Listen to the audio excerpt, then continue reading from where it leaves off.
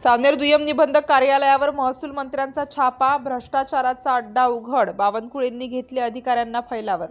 लाचखोरी, दलालांचा सुळसुळाट आणि बेजबाबदारपणाचा कळस या सगळ्यांचा परफेक्ट नमुना म्हणजे सावनेरचे दुय्यम निबंधक कार्यालय असे आज महसूल मंत्री चंद्रशेखर बावनकुळे यांच्या अचानक भेटीत सिद्ध झालं। ही केवळ पाहणी नव्हती तर ती एका सरकारी कार्यालयात सुरू असलेल्या गैरकारभाराची पोलखोल होती, ज्याने सगळ्यांनाच धक्का बसला। मंत्र्यांनी कार्यालयात अचानक हजेरी लावताच तिथे काम करणाऱ्यांची धांदल उडाली। साहेब आज सुट्टीवर आहेत असं सांगण्याचा प्रयत्न झाला, पण सत्य वेगळंच होतं। कार्यालयाचे दुय्यम निबंधक अधिकारीच गैरहजर होते। हजेरी पुस्तिकेत कर्मचाऱ्यांची नावे आणि सह्या नव्हत्या। सर्वात लाजिरवाणी बाब म्हणजे अनेक कर्मचारी ओळखपत्राशिवाय काम करत होते, जणू काही ते कुठल्या खासगी कंपनीत रोजंदारीवर आले आहेत। सरकारी शिक्कामोर्तब असलेल्या या कार्यालयात दलाल आणि अनधिकृत व्यक्तींचा बिनदिक्कत वावर पाहून मंत्र्यांचा पारा चढला।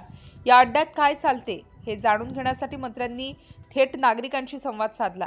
लोकांच्या तक्रारी ऐकून मंत्री अवाक झाले। सेवांचा अभाव, प्रत्येक कामासाठी पैशांची मागणी आणि कर्मचाऱ्यांची उद्धट वागणूक यामुळे नागरिकांचा जीव मेटाकुटीला आला होता। सरकारी काम आणि 6 महिने थांब ही म्हण इथे अक्षरशः प्रत्यक्षात येत होती। या सगळ्या प्रकाराने संतप्त झालेल्या बावनकुळे यांनी तातडीने कठोर कारवाईचा बडगा उचलला। त्यांनी तात्काळ राज्याच्या नोंदणी महानिरीक्षकांशी संपर्क साधून या प्रकरणाची सखोल चौकशी करा आणि एकाही दोषीला सोडू नका असे आदेश दिले। जिल्हाधिकारी आणि पोलीस उपअधीक्षकांनाही नागरिकांच्या तक्रारींची दखल घेऊन योग्य ती पावले उचलण्यास सांगितले आहे। मंत्र्यांच्या या धडक कारवाईमुळे संपूर्ण प्रशासकीय वर्तुळात एकच खळबळ उडाली आहे। ही कारवाई म्हणजे केवळ एक सुरुवात असून यापुढे असे गैरव्यवहार खपवून घेतले जाणार नाहीत असा स्पष्ट इशारा बावनकुळे यांनी दिला आहे।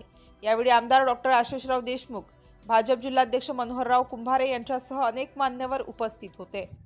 सिटी इंडिया न्यूजसाठी नागपूर जिल्हा प्रतिनिधी सूर्यकांत तळखंडे।